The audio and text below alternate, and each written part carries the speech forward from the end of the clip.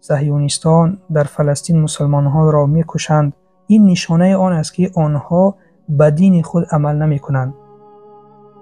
به نام خداوند بخشنده و مهربان.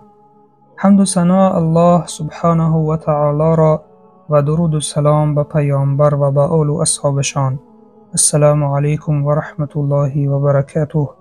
الله سبحانه و تعالی می فرماید: آیا مؤمنان را وقتی آن نرسیده است که دلهایشان در برابر یاد خدا و سخن حق که نازل شده است خاشع شود؟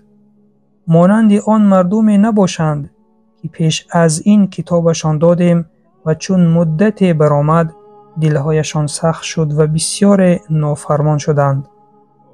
سوره حدید آیت 16. از این آیت درس عبرت این است که الله سبحانه و تعالی میگوید که مسلمانان، مؤمنان مانند شخصانی نباشند که کتاب را گرفتند به مانند یهودیان و نصرانیان و بعد از اندک دلهای آنها سخت شد. یعنی آنها کتاب را پشت سر کردند، به آن عمل نکردند و دلهایشان سخت شد. این روزهایی که ما میبینیم صهیونیستان در فلسطین مسلمانها را میکشند، مسلمانها را قتل عام میکنند، این نشانه آن است که آنها به دین خود عمل نمیکنند، چون در دین آنها نیز کشتن شخص دیگر گناه است.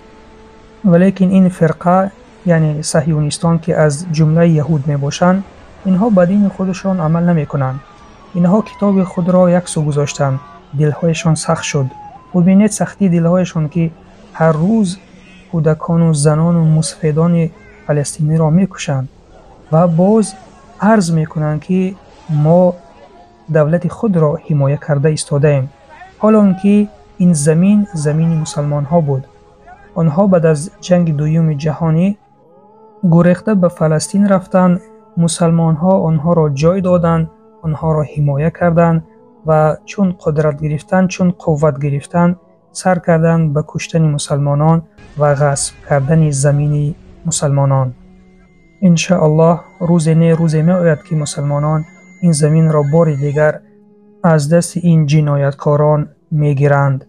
پس امر الله این است که ما مانند آنها نشویم، چون آنها کتابهای خود را پشت سر گذاشتند، بر آن عمل نکردند، دلهایشان سخت شد. و اگر ما نیز کتاب قرآن را یک سو گذاریم، آن را نخوانیم، بر آن عمل نکنیم، فرموده های آن را اجرا نکنیم، دلهای ما نیز سخت می شود. به مانند دلهای بعضی از مسلمانان که به دین عمل نمی کنند، دلهای آنها نیز چنین سخت شده است، سیاه شده است و آنها از یهودیان طرفداری کرده میگویند که عیب فلسطینی ها شد، چون آنها خودشان آغاز کردند، حالا که بیخبر از این تاریخند که قریب طول 70 سال می شود که این یهودیان مسلمانان فلسطین را کشته ایستادند. پس دوستان عزیز، درس عبرت این است که هرچندی که ما به فرموده های الله سبحانه و تعالی عمل کنیم، قرآن را بخوانیم، به آن عمل کنیم، از حرام کرده ها دوری جوییم، قلب های ما آرام می گردد. حق را از باطل فرق کرده می توانیم و هر وقتی که از قرآن دوری جستیم، به آن عمل نکردیم، قلب های ما به مانند قلب های اهل کتاب سیاه می گردد، سنگین می گردد و خوبی را از بدی فرق نمی کنیم، حلال را از حرام فرق نمی کنیم، حق را از باطل فرق نمی کنیم. پس دوستان عزیز، بار دیگر همه شما را دعوت به این می کنم که دین خود را آموزید و خوشبختی هر یکی ما، خوشبختی دنیا و آخرت ما، این از آموختن دین و عمل کردن بر آن است. سبحانك اللهم و بحمدک، نشهد ان لا اله الا انت، نستغفرک و نتوب الیک. السلام علیکم و رحمت الله و برکاته.